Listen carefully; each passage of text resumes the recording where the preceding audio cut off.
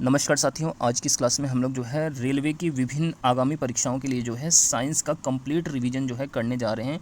यहाँ पर हम लोग जो है साइंस के कुछ मोस्ट इंपॉर्टेंट क्वेश्चन इस क्लास में पढ़ेंगे। तो चलिए करते हैं क्लास की शुरुआत। सबसे पहला प्रश्न है, वायुमंडलीय दाब को किससे नापा जाता है? तो देखिए, वायुमंडलीय दाब मतलब एटमॉस्फेरिक प्रेशर को हम लोग बैरोमीटर से नापते हैं।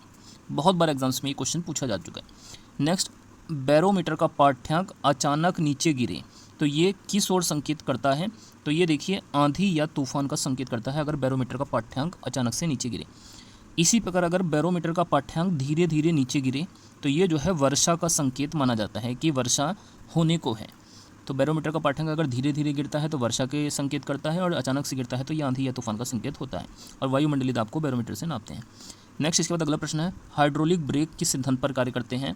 तो देखिए, हाइड्रोलिक ब्रेक जो है पास्कल के सिद्धांत पर कार्य करते हैं। पास्कल का नियम क्या था? कोई भी द्रव विराम अवस्था में सभी दिशाओं में समान दाब लगाता है।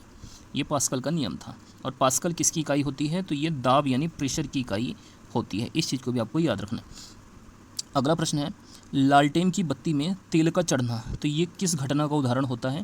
तो देखिए, लालटेन की बत्ती में जो तेल चढ़ता है वो केशिकात्व यानी कैपिलैरिटी के गुण के कारण ये जो है संभव हो पाता है। नेक्स्ट, इसके बाद अगला प्रश्न आ जाता है, किस तापमान पर सेल्सियस और फ़ारेनहाइट बराबर होते हैं? तो ये टेम्परेचर होता है -40 डिग्री। -40 डिग्री पर जो है सेल्सियस और फ़ारेनहाइट स्केल आपस में समान हो जाते हैं। अगला हमारा जो प्रश्न है, इसमें पूछा गया है मानव शरीर का सामान्य तापमान कितना होता है?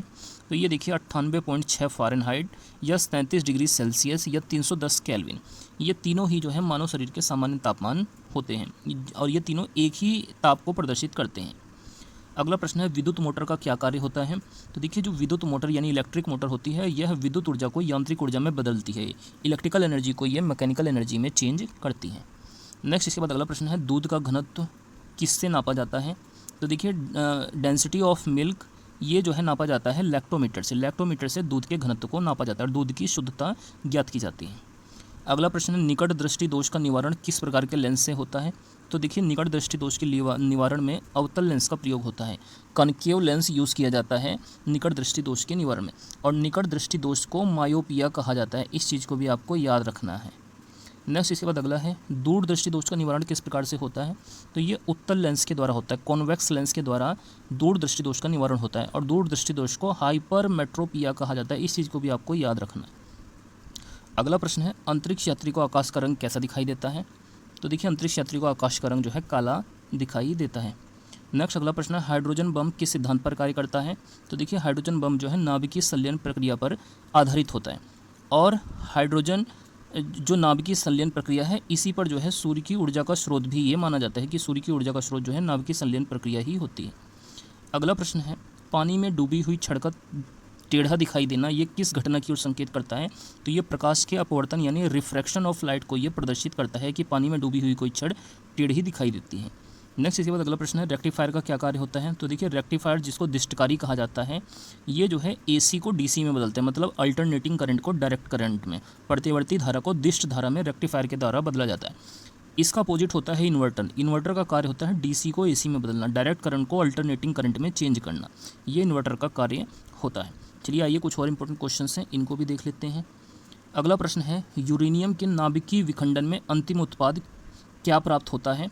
तो देखिए, जब यूरेनियम का अंतिम रूप से विखंडन होता है नाभिकीय, तो उसमें जो है सीसा स्थायी तत्व प्राप्त होता है। सीसा अंतिम उत्पाद होता है।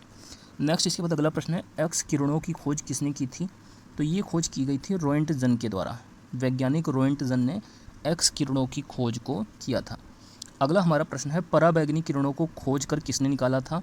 तो ये रिटर नाम के वैज्ञानिक ने जो है पराबैंगनी किरणों यानी अल्ट्रा वायलेट रेज की खोज रिटर ने की थी। अगला प्रश्न है, 1 न्यूटन कितने डाइन के बराबर होता है? तो ये जो है 10 की पावर 5 डाइन के बराबर हो जाता है 1 न्यूटन। और न्यूटन किसका मात्रक होता है? तो बल का मात्रक होता है। डाइन भी बल का ही मात्रक होता है। नेक्स्ट, अगला है, 1 जूल किसके बराबर होता है? तो ये 10 की पावर 7 अर्ग के बराबर होता है। और जूल और अर्ग दोनों ही किसके मात्रक होते हैं? तो ये कार्य के मात्रक होते हैं, और कार्य अदिश राशि का उदाहरण होती है। नेक्स्ट, इसके बाद अगला प्रश्न है, 1 प्रकाश वर्ष का मान कितना होता है? तो ये 9.46 गुणा 10 की पावर 15 मीटर होता है। 1 प्रकाश वर्ष यानी 1 लाइट ईयर, और प्रकाश वर्ष जो है दूरी का मात्रक होता है। अगला प्रश्न है, प्रथम श्रेणी के उत्तोलक कौन कौन से होते हैं? तो देखिए जो कैंची, पिलास, कील उखाड़ने की मशीन होती है, ये प्रथम श्रेणी के उत्तोलक माने जाते हैं। फर्स्ट कैटेगरी के लीवर बोला जाता है इनका। इसी प्रकार द्वितीय श्रेणी का उत्तोलक जो है सरौता, नींबू निचोड़ने की मशीन, ये दोनों द्वितीय श्रेणी के उत्तोलक होते हैं। और अगर हम तृतीय श्रेणी के उत्तोलक की बात करें तो इसमें चिमटा, किसान का हल, मनुष्य का हाथ, ये तीनों जो है तृतीय श्रेणी के उत्तोलक के अंतर्गत आते हैं। नेक्स्ट इसके बाद अगला प्रश्न हो जाता है डायनमो का क्या कार्य होता है? तो देखिए जो डायनमो होता है इसका कार्य होता है यांत्रिक ऊर्जा को विद्युत ऊर्जा में बदलना, मैकेनिकल एनर्जी को इलेक्ट्रिकल एनर्जी में ये चेंज करता है। नेक्स्ट इसके बाद अगला प्रश्न है जब लिफ्ट ऊपर की ओर जाती है तो उसमें मौजूद व्यक्ति को भार अपना किस प्रकार प्रतीत होता है? तो उसको भार बढ़ा हुआ प्रतीत होता है। इसी प्रकार जब लिफ्ट नीचे की ओर गति करती है जाती है तो उसको भार अपना घटा हुआ प्रतीत होता है। अगला प्रश्न है हाइड्रोमीटर का क्या कार्य होता है? तो ये देखिए जो हाइड्रोमीटर होता है ये आपेक्षिक घनत्व को नापता है। नेक्स्ट इसके बाद अगला प्रश्न है ध्वनि तरंगे किस प्रकार की तरंगे हैं? तो देखिए जो साउंड वेव होती हैं ये अनुदैर्घ्य तरंगे होती हैं, लॉन्गिट्यूडिनल वेव्स होती हैं। और ध्वनि की जो सबसे अधिक चाल होती है वो ठोस माध्यम में होती है, इस चीज़ को भी आपको याद रखना है। नेक्स्ट इसके बाद अगला प्रश्न है प्रकाश तरंगे किस प्रकार की तरंगे होती हैं? तो ये अनुप्रस्थ तरंगे यानी ट्रांसवर्स तरंगे होती हैं। नेक्स्ट अगला प्रश्न है श्रव्य तरंगों की आवृत्ति कितनी होती है? तो देखिए जो श्रव्य तरंगे यानी ऑडिबल वेव्स होती हैं उनकी जो आवृत्ति होती है ये 20 हर्ट्ज से लेकर 20,000 हर्ट्ज के मध्य होती है। इसी प्रकार जो परश्रव्य तरंगे होती हैं ये 20,000 हर्ट्ज से अधिक की तरंगे होती हैं। तो दोस्तों ये हमारी आज की इंपॉर्टेंट साइंस की रिवीजन क्लास थी। आप लोगों को ये क्लास कैसी लगी है कमेंट करके जरूर बताइएगा। वीडियो को अच्छी लगने पर वीडियो को लाइक करके चैनल को जरूर से सब्सक्राइब कर लें।